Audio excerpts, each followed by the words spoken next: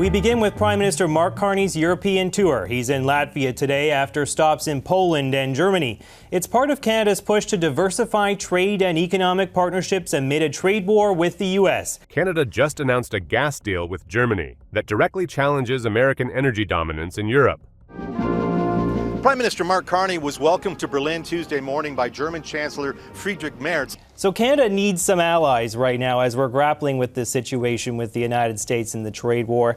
Prime Minister Mark Carney stood in Berlin promising liquefied natural gas exports to Germany within 5 years, despite Canada having zero operational Atlantic export terminals. This wasn't just a trade announcement, it was a deliberate message to Washington. Canada positioned itself as Europe's fresh alternative to American power. The message Canada sent through this Germany deal exposes a fundamental shift in North American geopolitics. While the United States secured $750 billion in European energy commitments, Canada positioned itself as an alternative supplier without the infrastructure to deliver. Countries like Germany, Canada, partnership with the European Union can provide stability and prosperity for our citizens. The announcement came during Carney's August visit to Berlin, where he met with German Chancellor Friedrich Merz to finalize what both leaders called a historic energy partnership.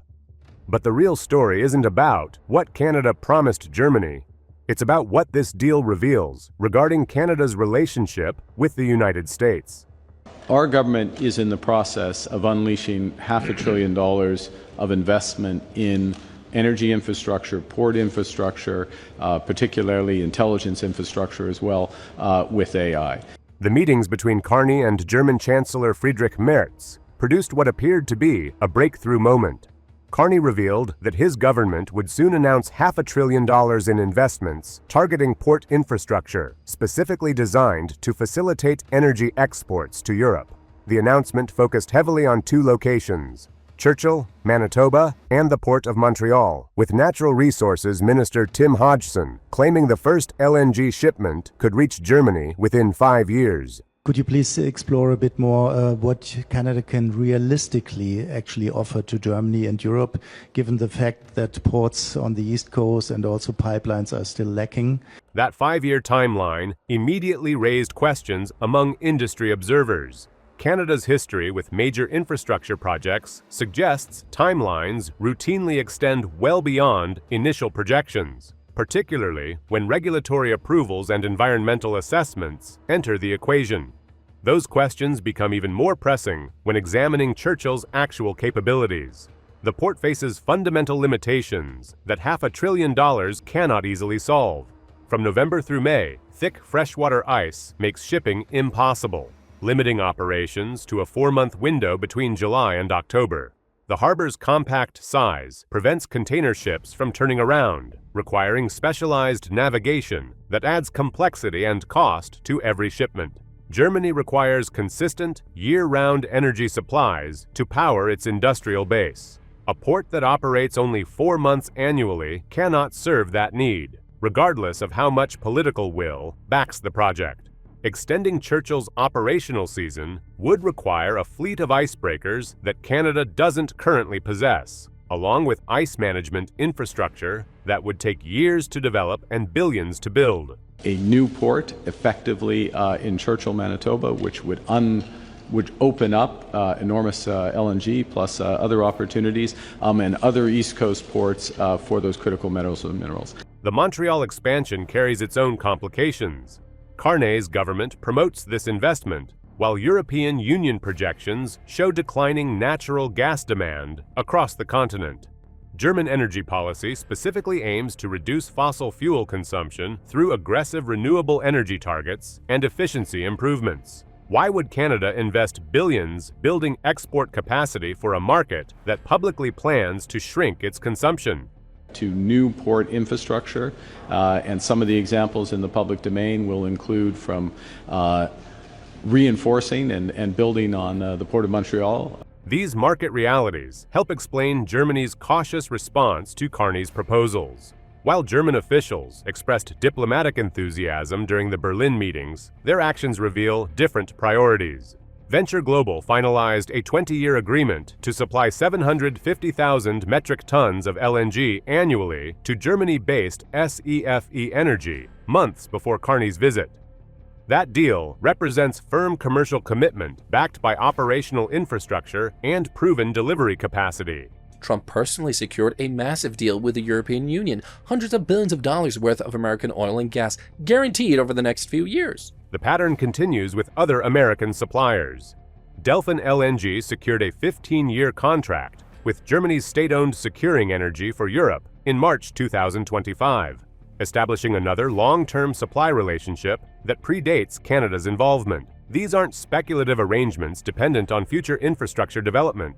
They're binding agreements with companies already shipping LNG to European ports. Is there enough demand globally for U.S. gas? And you can see that we expect to be able to continue growth to Europe in terms of exports and Asia as well. Germany's ambassador to Canada acknowledged this dynamic during subsequent interviews.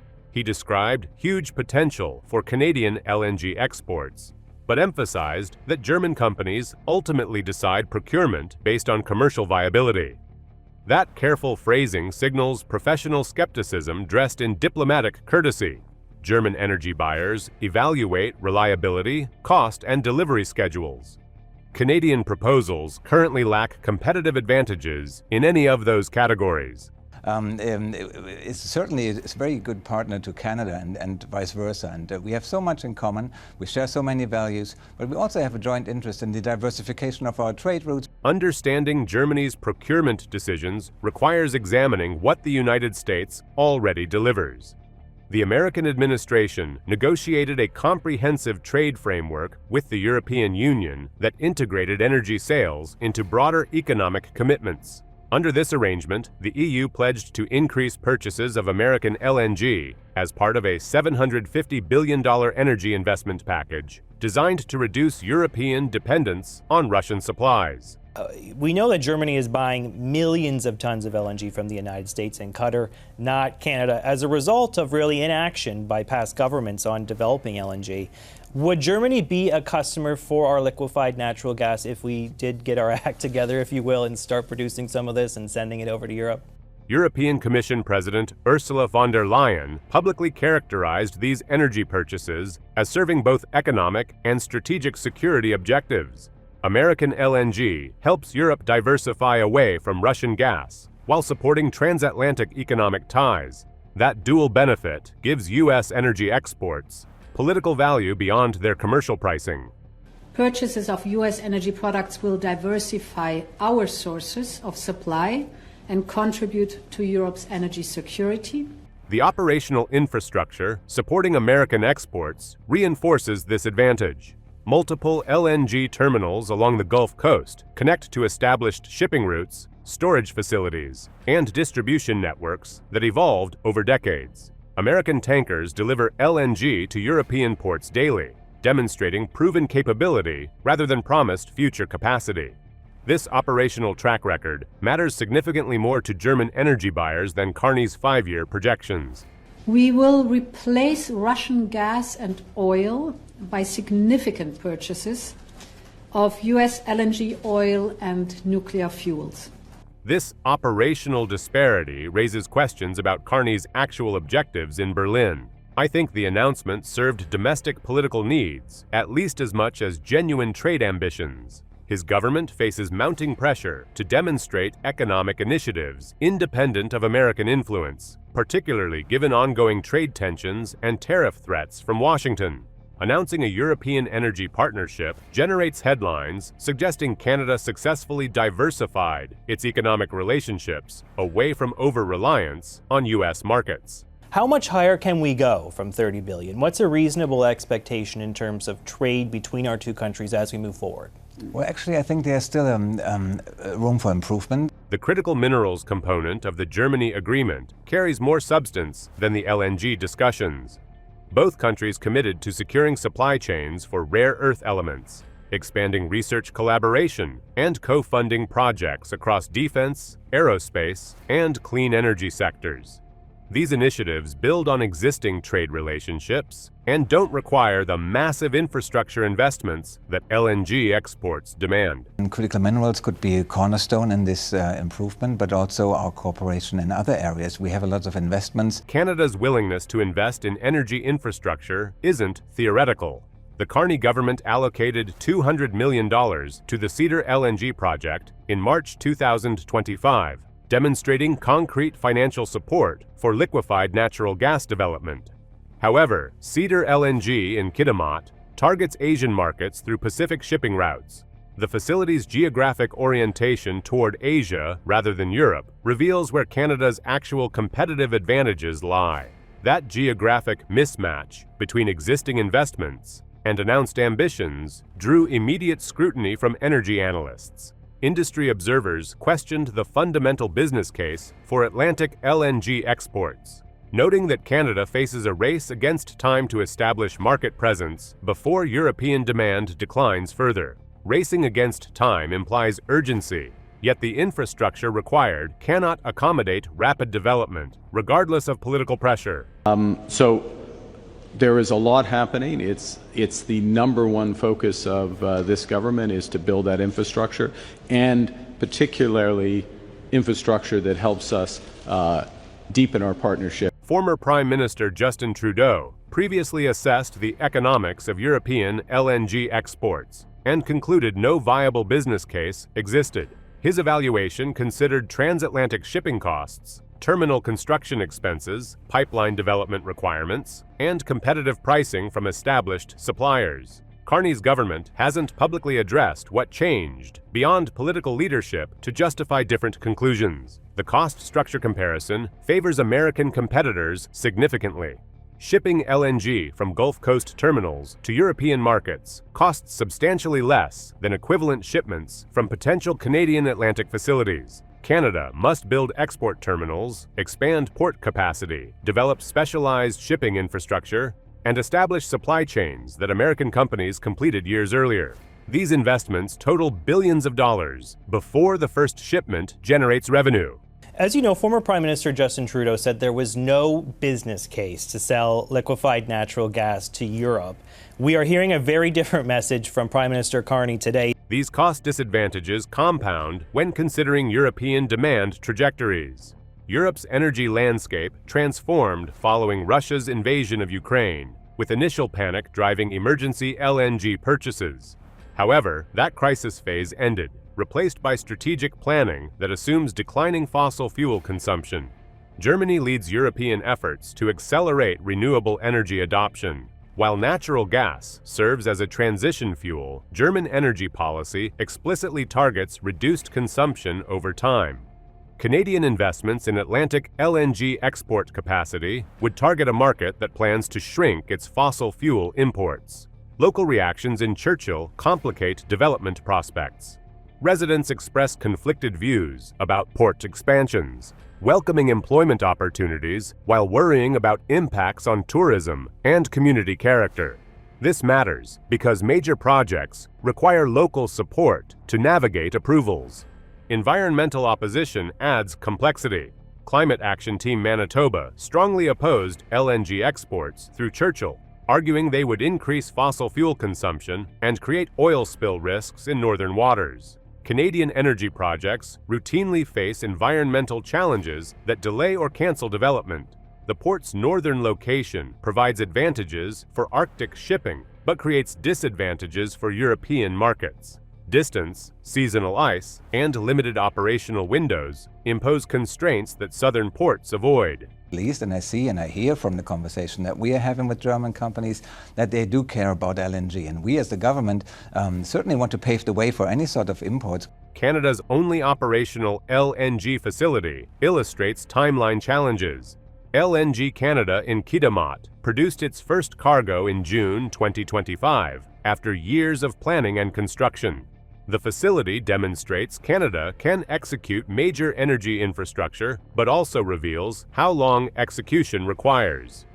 Building Atlantic capacity would follow similar patterns.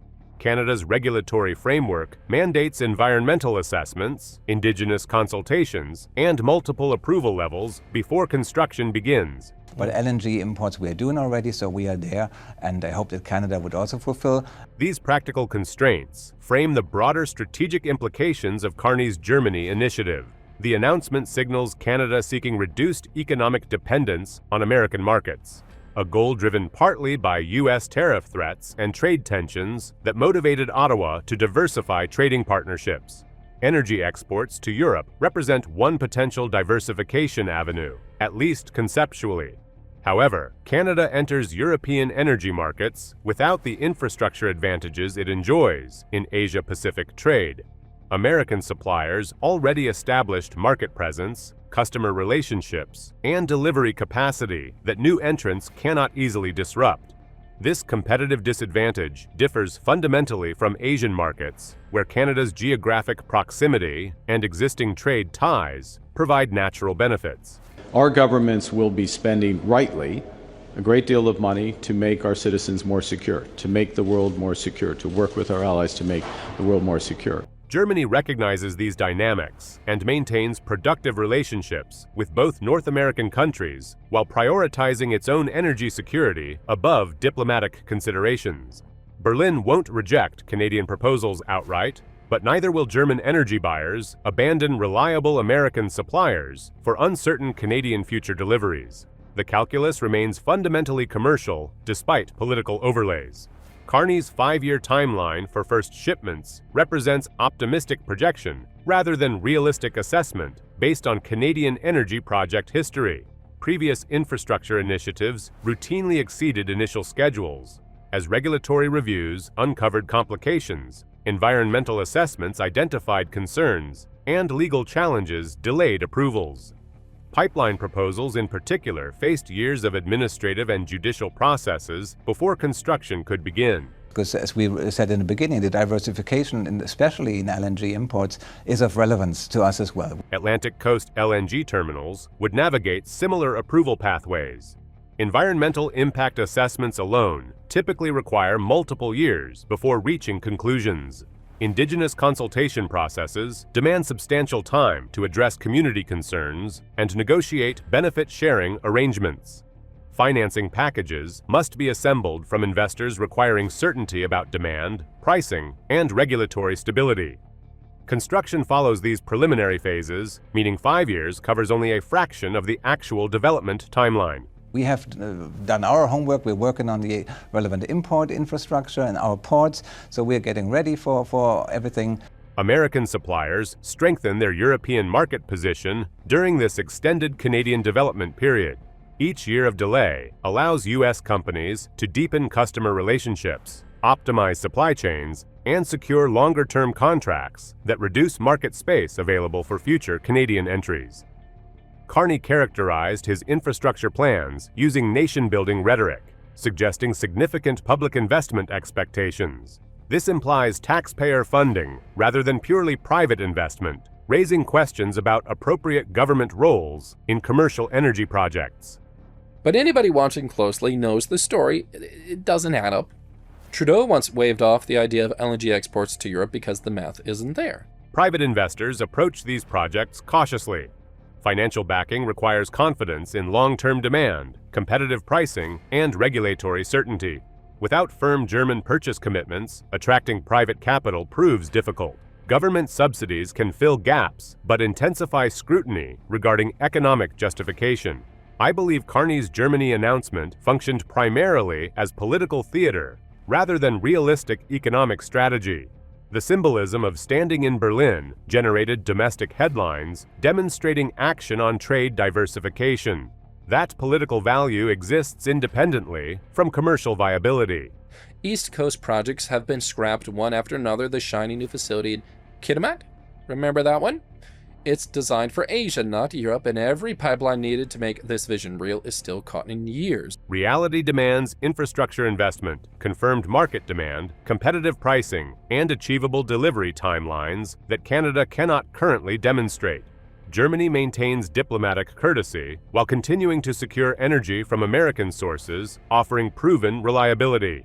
Canada's optimal path requires realistic assessment of competitive advantages. Critical minerals partnerships with Germany offer concrete collaboration potential, LNG exports to Europe face substantial obstacles that 5-year timelines cannot overcome without addressing fundamental economic realities. The broader strategic question concerns Canada's positioning within North American energy markets. Attempting to compete against American LNG exports to Europe potentially diverts resources from Asian market opportunities where Canada enjoys geographic advantages and established trade relationships. German industry leaders, the ones who actually have to keep factories running?